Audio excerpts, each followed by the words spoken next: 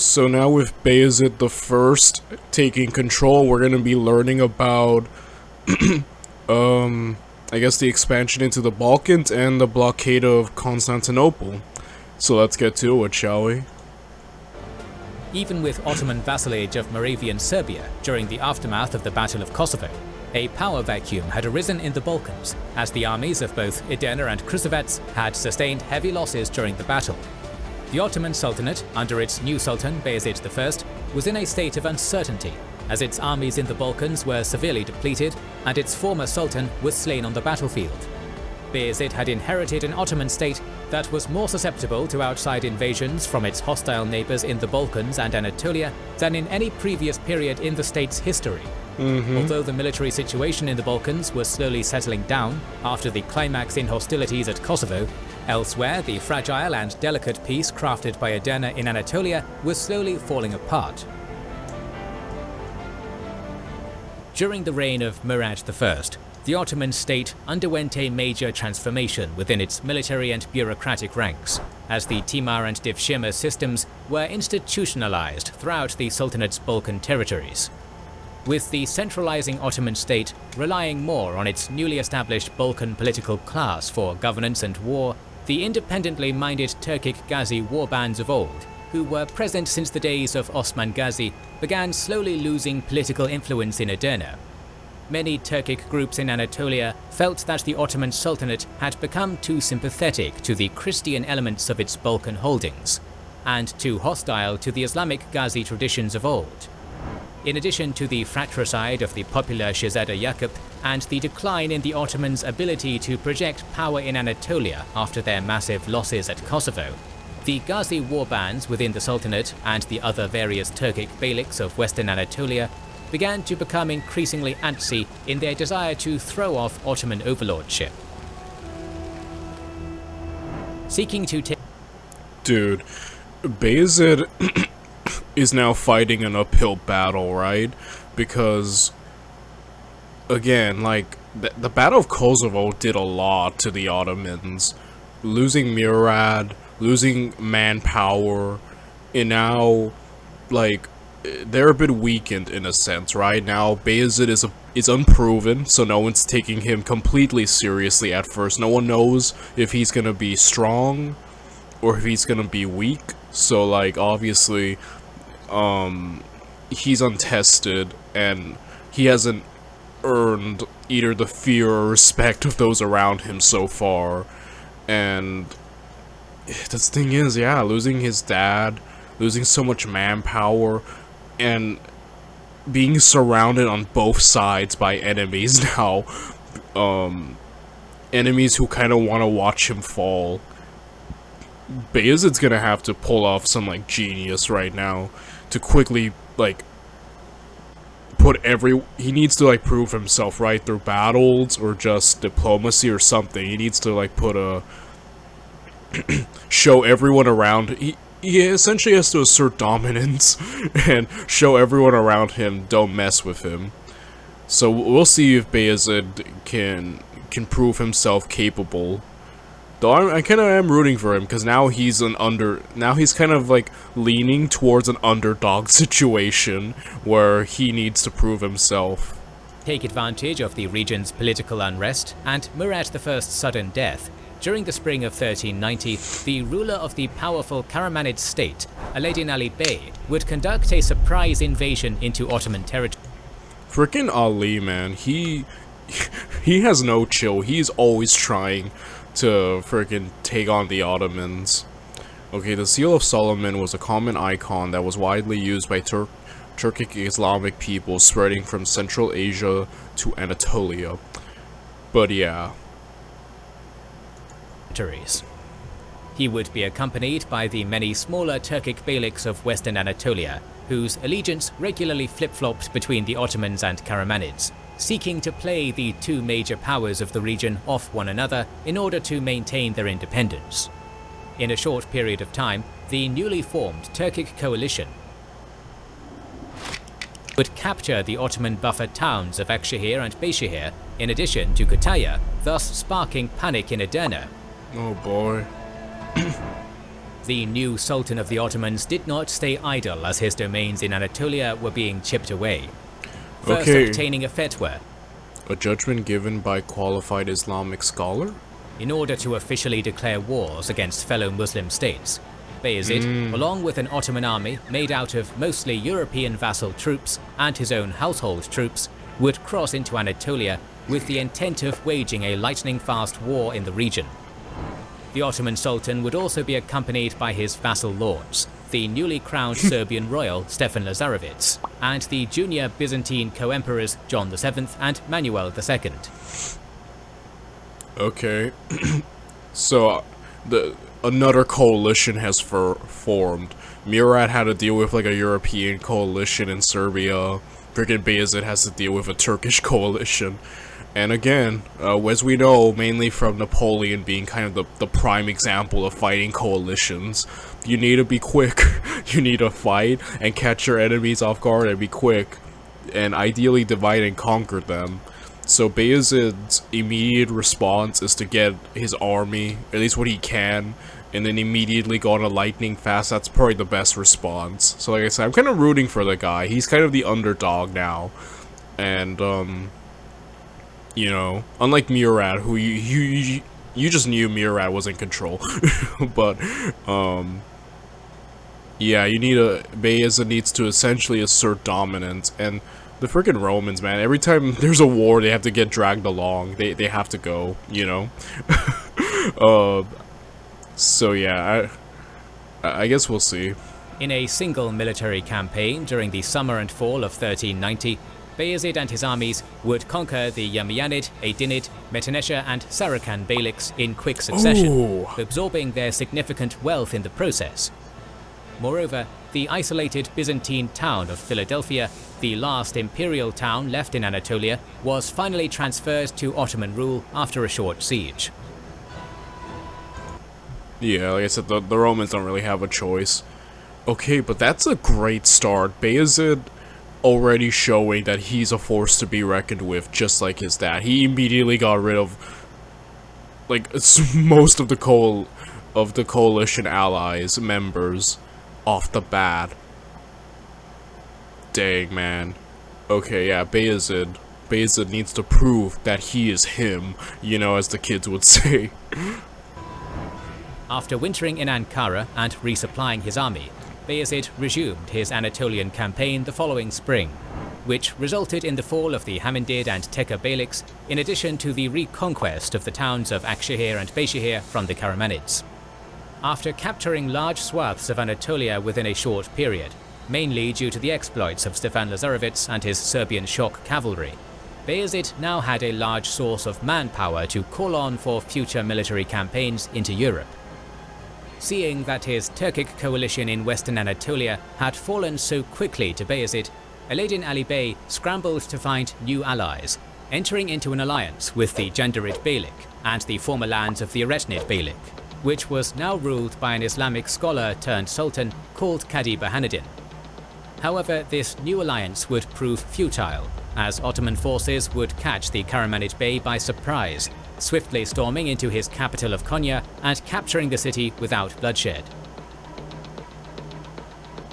Despite his decisive and crushing victories, Sultan Bayezid did not want to further antagonize the Turkoman nobles of the region with his war of conquest. To that end, he concluded a relatively lenient peace treaty with Alaeddin Ali Bey, in which the Karamanid ruler would submit to Ottoman vassalage and his territories reduced to the lands east of the stream of Çarşamba. It was also during this period in which Bayezid, in an attempt to legalize his claim over all of Anatolia, would brandish himself as the Sultan of Rum, a title that was once held by the former Seljuk sultans of old. With the Karamanids once again... Okay, so I have to give it to Bayezid. He's handling this incredibly well. He's taken a lot of Anatolia. I'm amazed. Ali has like risen up like 3 different times to fight the Ottomans, and he keeps getting away with it. I mean, granted, he's obviously losing power and being shrunk, but like the fact that he's still just around is insane, you know? But, yeah, it seems like now there are two new enemies, two new forces that now Bayezid has to deal with. At this point, just take Anatolia. Like, I know he just said he wouldn't, but it's gonna have to come to the point. You gotta take all of Anatolia. You need to secure one of your sides, you know? Submitting to Ottoman supremacy in Anatolia, Bayezid now turned his attention up north to the Jandarid Beylik. In yet another lightning-fast military campaign, during the summer of 1391, Ottoman forces captured the Jandarid capital of Kastamonu and annexed the Beylik into the Sultanate. Dang, he absorbed so many of the Turkish states, essentially ending them and just integrating them into the Ottoman side, you know? After plundering the former Jandarid countryside for some time, Bayezid now turned his gaze to the domains of Kadi Bahanadin. After swiftly capturing the border towns of Amisya and Çorum during the fall of the same year, Bayezid seemed poised to complete his total conquest of Anatolia. However, after a sudden counter-offensive led by Bahanadin himself, culminating in the Battle of Kirkdalim and the death of Bayezid's son, Shehzada Ertuğrul. Oh snap! Okay, all those sources note a clash with Kadi, where died, the battle, and its occurrence remain highly ambiguous. Okay, interesting. But yeah, immediate counter-offense. Oh, that's a wound though. Losing his son and getting pushed back. Yeah, Bayezid was definitely going ham, but now it seems like his momentum was temporarily stopped there. Ottoman forces withdrew back into Jandarid lands in defeat, as Bayezid was making final preparations to once again invade the domains of Kadi Bahanadin the following spring. Major news from Europe had begun trickling into the Sultan's tent. With the majority of Ottoman armies preoccupied in Anatolia, King Sigismund of Hungary and the Serbian nobleman Vuk Brankovic had begun plundering the domains of Serbian ruler Stefan Lazarevic in an attempt to push back Ottoman presence in the Balkans. Meanwhile, Voivode Mircea of Wallachia had also begun a series of military operations in the region by raiding deep into Ottoman Bulgaria and conquering the vital Ottoman Danube fortress town of Silistra. Again, this is kind of what I've said. Being stationed in this area where the Romans were, where, you know, Europe meets Asia, you know, like where Anatolia is, like you're kind of surrounded on two sides. You know, as we saw, the Romans had to deal with the rise of the Ottomans and a hostile Europe, and like this is probably one of the biggest disadvantages I've noticed of empires and kingdoms around this area. You're surrounded on two sides, and you could be jumped. So like, yeah, it seems like Bayezid's having to put up with this, and Murad was putting up with this too.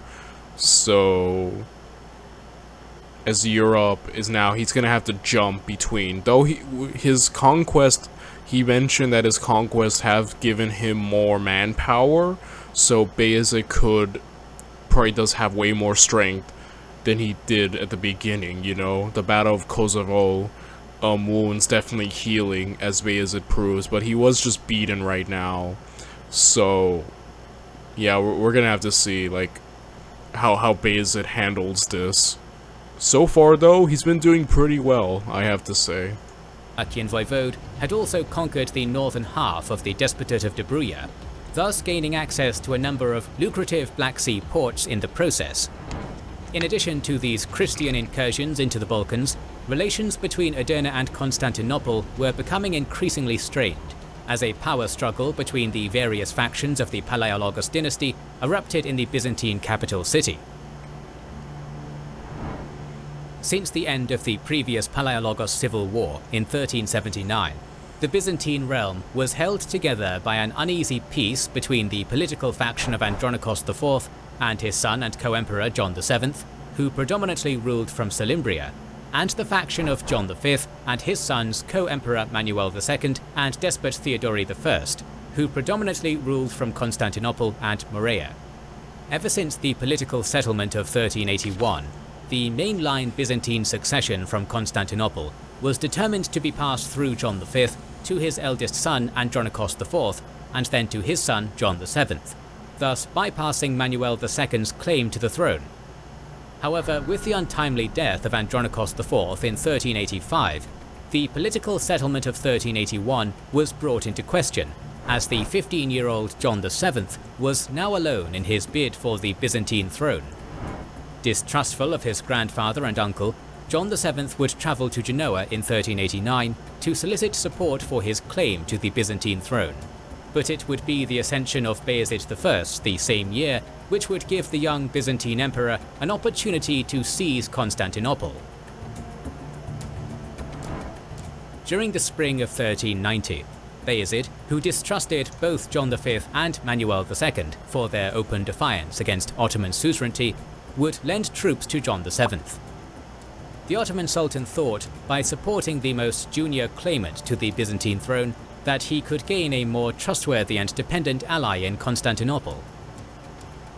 Everything went as planned for Bayezid, as John the Younger would swiftly seize Constantinople, but after only 4 months of rule, Venetian forces under Manuel II would retake the imperial city, re-establishing the status quo.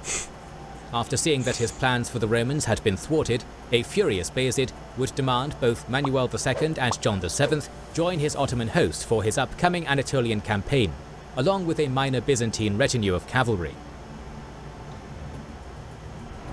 During the subsequent Ottoman military campaign from 1390 to 1391, the two co-Byzantine emperors would serve as de facto political hostages to the Ottoman Sultan. Okay. Yeah, that's smart. At least keeping both of them under his thumb and close by, you know, under close watch. But man, the Byzantines, man, complete mess. Like, a part of me like does feel really bad watching Rome, but then also so much of the issues in this series that we've seen from Rome have stemmed from themselves and their own like freaking civil strife. So it's like a part of me is like, oh, I feel bad watching their decline. And another part, I'm like, you guys are idiots. You know, guys, like, get your head together. Man, you're literally just a city now. Like 2 cities. Oh well. While Ottoman armies were preoccupied with Anatolia, Emperor John V saw a good opportunity to shore up his defences at home, and ordered the strengthening of Constantinople's fortifications, particularly the city's Golden Gate complex. After hearing of this news from the Byzantine capital, an enraged Bayezid I would threaten John V with the blinding of his son, Manuel II, if he did not cease the construction project at once. The reluctant 58-year-old would submit to Bayezid's demands, before proceeding to shut himself up in his palace in humiliation. In the first months of 1391, the ailing senior Byzantine emperor would die of natural causes after reigning over what was left of the Byzantine realm for more than 50 years. Upon hearing the news of his father's death, Manuel II would slip out of Ottoman captivity from Bursa and rush back to Constantinople before his nephew John VII could claim the imperial throne. Hearing the news of Manuel's escape from his captivity and his coronation in Constantinople, and feeling robbed of the opportunity to pick a Roman monarch of his choosing, a now even angrier Bayezid put forth new demands upon the new Byzantine emperor. The Sultan of the Ottomans would demand for the construction of a Turkic quarter in Constantinople, in addition to a mosque and Islamic cadi to oversee the new settlement. Finishing off his humiliating list of demands for Manuel II, Bayezid would state to the Byzantine monarch, "If you do not accept my orders and do as I command, then shut the gates of your city and govern what lies behind them, for everything beyond the gates belongs to me." Yeah. Honestly, this is kind of just like a farce in a sense. Like, the Ottomans have all the power. Like, you know what I mean? That Constantinople really doesn't have the power to fight the Ottomans or even resist them. Like, this really is like an unequal quote-unquote alliance, you know? They are vassals, and essentially they have no power. That's the thing about it. And the fact that the Romans keep antagonizing the Ottomans despite all this with their nonsense is it's funny, but it's like, man, you know, this is such a bad situation. A powerless Manuel II would bow down to Bayezid's demands, and 3 months later would be summoned to the Sultan's camp in the former lands of the Jandarid Beylik to swear loyalty to his new liege lord. Although Ottoman relations with Constantinople seemed stable for the moment, the same could not be said about the situation in the Balkans, as Serbian, Hungarian and Wallachian incursions in the region continued plunging deep into Ottoman territory. Putting his military campaign against Cadi Burhanuddin on pause, Bayezid, along with a recently replenished Ottoman army, would begin the march back to Europe in the last months of 1391. Meanwhile, in Edirne, Ottoman Grand Vizier Cendelizade Ali Pasha would coordinate limited retaliatory raiding operations into the lands of Wallachia, Hungary and Bosnia. However, by the turn of the year, Sultan Bayezid I and his main Ottoman host would enter into Europe after a lightning-fast forced march, catching the Christian powers of the region off guard. The Ottoman Sultan began his European military campaign by first marching on the domains of Vuk Branković, the last Serbian nobleman who had yet to submit to his rule. Retracing his father's march during the Kosovo campaign of 3 years past, Bayezid would proceed to swiftly occupy the major Serbian town of Skopje, forcing Branković to submit to his suzerainty. With all of Serbia now under his rule, the Sultan then turned his attention to Mircea of Wallachia. In a blistering campaign, Ottoman forces reconquered Silistra from the voivode and the southern half of the Despotate of Dobruja. In addition to these conquests, Bayezid also spent the rest of the year ramping up Ottoman raids into Hungary and Bosnia.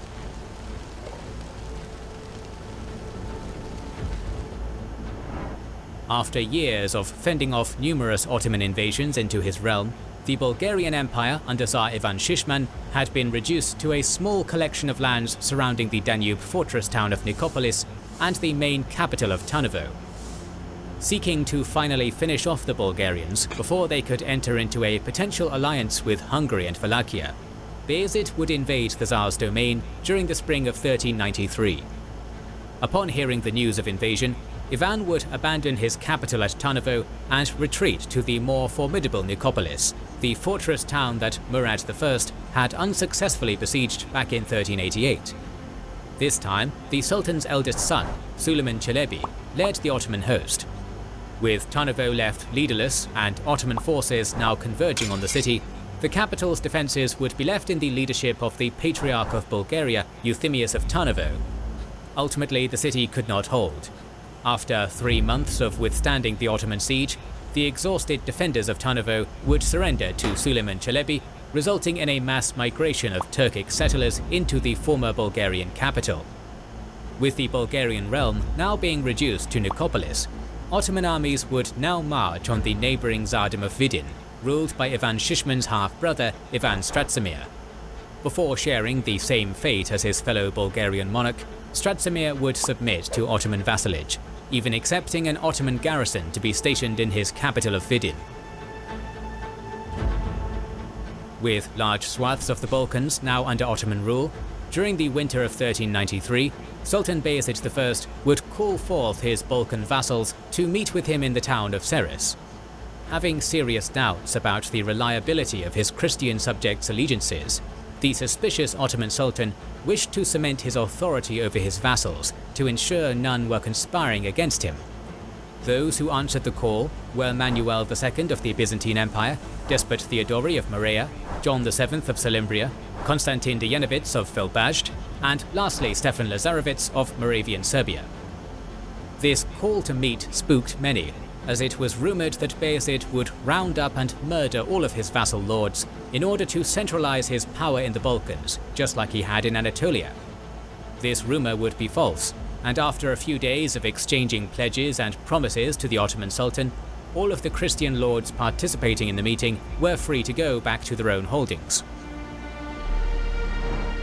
However, this Ottoman exercise of psychological warfare would be the breaking point for Manuel II. as upon his return to Constantinople, he would suspend his ties with Adana.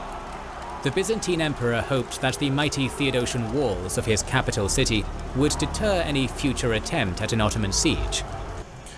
Oh my goodness. So that was like, again, Bayezid is just flexing his power essentially on everyone. And you know, like, showing that he's the top. I have to give it to Bayezid. He started off in such a bad position, but he quickly turned and showed, like, everyone that he's not, that he is, you know, formidable and, like, a force to be reckoned with, much like his own father. So, like, again, that's just good on him for quickly asserting dominance on both Christian Europe and the Turks, absorbing so much of, you know, those independent states, like, of the Turkish people, and just taking it all into his empire. And even here, he basically got rid of Bulgaria for the most part, at least the majority of it. But again, Manuel, man, like, he's just really relying on the walls now. Upon hearing the news that his Roman vassal was playing hooky with him, Bayezid would begin raiding the outskirts of Constantinople before blockading the Byzantine capital altogether. In addition to directly waging war against Manuel II, Byzantine Thessaly would be quickly conquered by local Ottoman marcher lords, resulting in a territorial expansion which saw the Sultanate expand as far south as the Gulf of Corinth. In addition to the blockade of Constantinople, Bayezid would begin the building of a waterfront fortress on the narrowest point of the Bosporus in order to block maritime traffic from the Black Sea to the Byzantine capital. The construction of the Anadoluhisar, or Anatolian Castle, and its fast completion in only a matter of months would display the Ottoman Sultan's true desire to become the undisputed ruler of the Romans. However, Bayezid's sudden blockade of one of Christendom's largest cities would have a rippling effect in Europe. As a result of the siege, and Manuel II's pleas for European military assistance, King Sigismund of Hungary would call for an anti-Ottoman crusade. Soon after, the popes in Rome and Avignon, who were in the middle of the Western Schism, would proclaim the start of a crusade against Bayezid. Holy crap. Alright, so it seems like Europe is now, okay, I guess we'll help the we'll help the Romans now. Okay, so crusade time, guys. We're gonna jump right into this tomorrow. And, yeah, I'll see you then.